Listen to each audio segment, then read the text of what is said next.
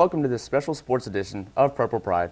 I'm Drew Elder, and with me today is Laura Sadler, midfielder of the SFA women's soccer team. Welcome to the show, Laura. How are you? I'm good, Drew. How are you? I'm good, thanks. So you got to the tournament finals this year with a disappointing loss to Texas State, but you and your team had a great regular season. So what gave you and your team that consistency during the season? Well, a lot of your success during the season is due to what you do before the season. And all spring, we had a really hard spring this year with our trainers with like weights and conditioning and stuff like that. And we just really came together as a team, worked hard, worked on our discipline, and just focused on how to push through when you have those crucial moments in a game. We worked on that and came early in the summer too. We worked hard there too. So it's just all the hard work that we put together came out through the season. And luckily it came to a really short, surprising end, but it was a good season during the conference and all that. Okay.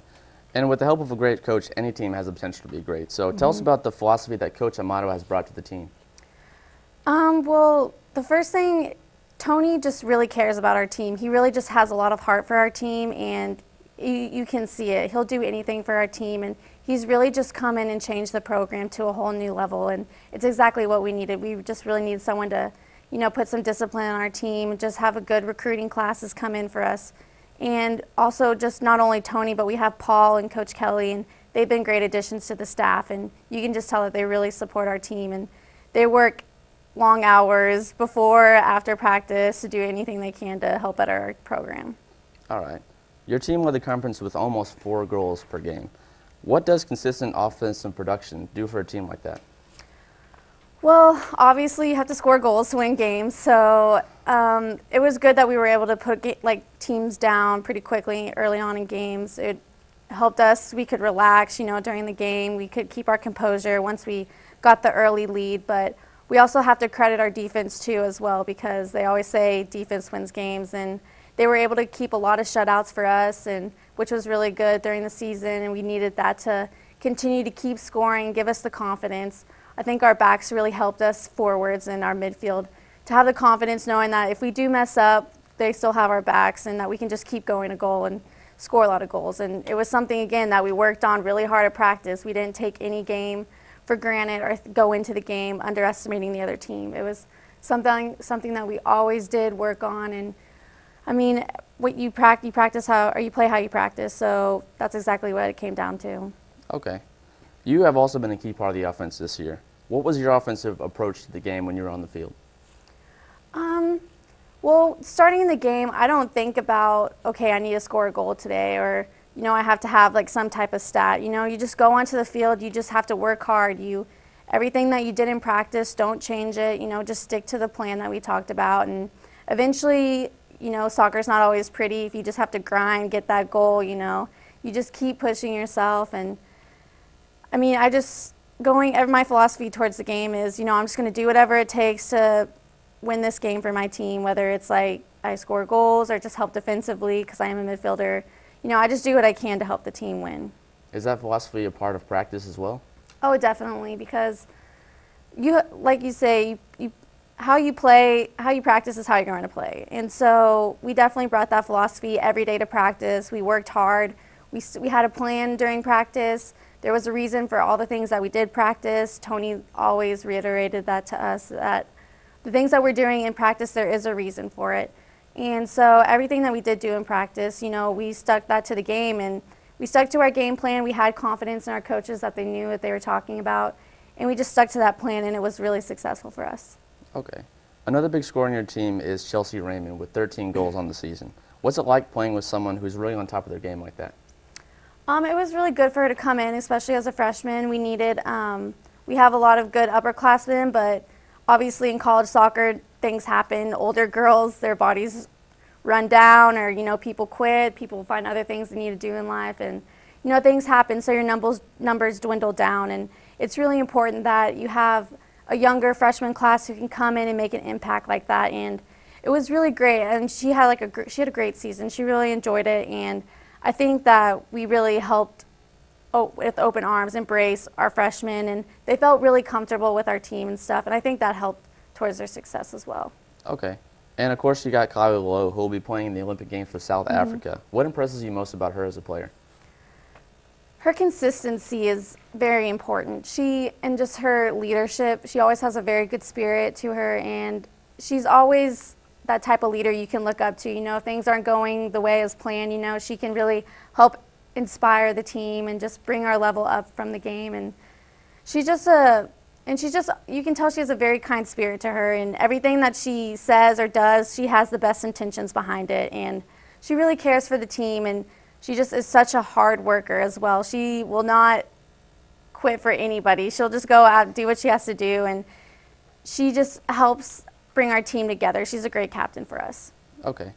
Carli already played for the South Africans in 2009 and 2010, but never in the Olympic Games. What was the team's reaction to hearing she would play in the Olympics this year?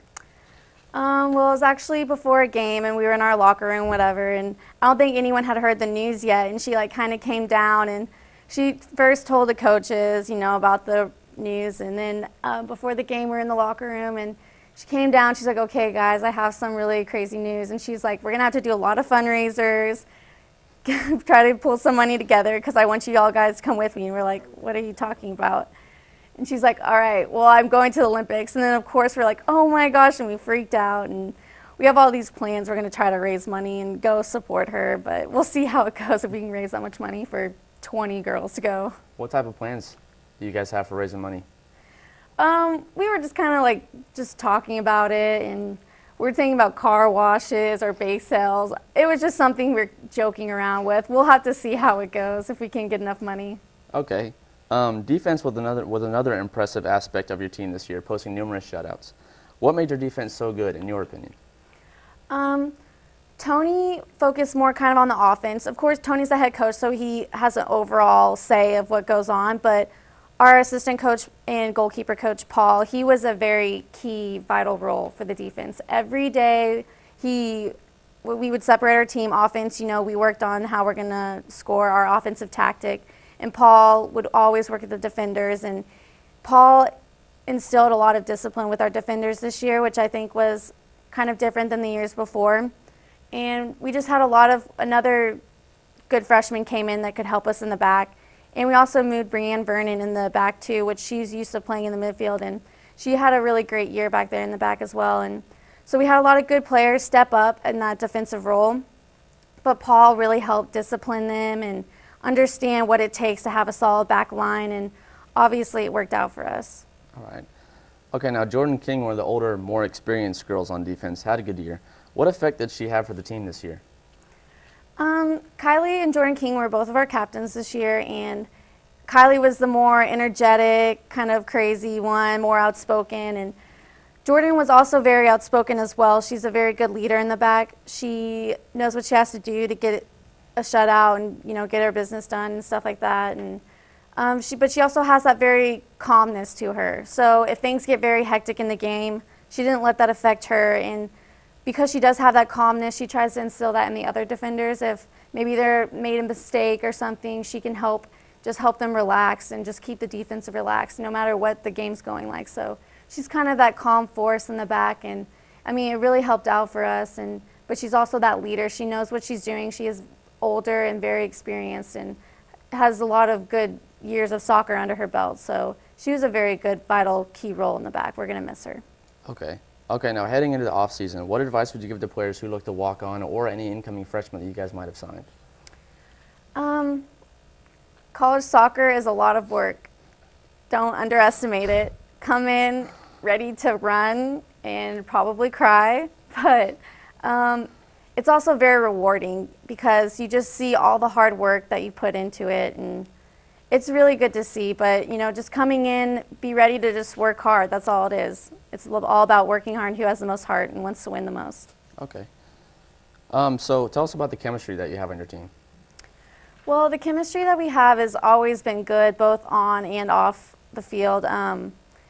We just all get along. We all kind of have similar personalities. Of course, we're all different in a sense too, but we just all really get along, and it's something that we try to pay attention to have good team chemistry. It's not something that we take for granted, and as the freshmen come in, we want them to feel comfortable, or any transfers or walk-ons that come, we always just have open arms for them and just try to welcome them as much as we can. And I think that chemistry has really helped out for us, because once you take that chemistry onto the field, it just helps you push through games if things aren't going the way as you planned in the game or you're trying to make a comeback in the game. It's good to have that team chemistry because you're working for a bigger purpose, not just yourself. You're trying to put everything you have out there for a team that you respect and who respects you just as much. So team chemistry is always a very important thing to me, and it's very important to our team and our coaches as well. So it's something that we definitely value and try to work on. Okay.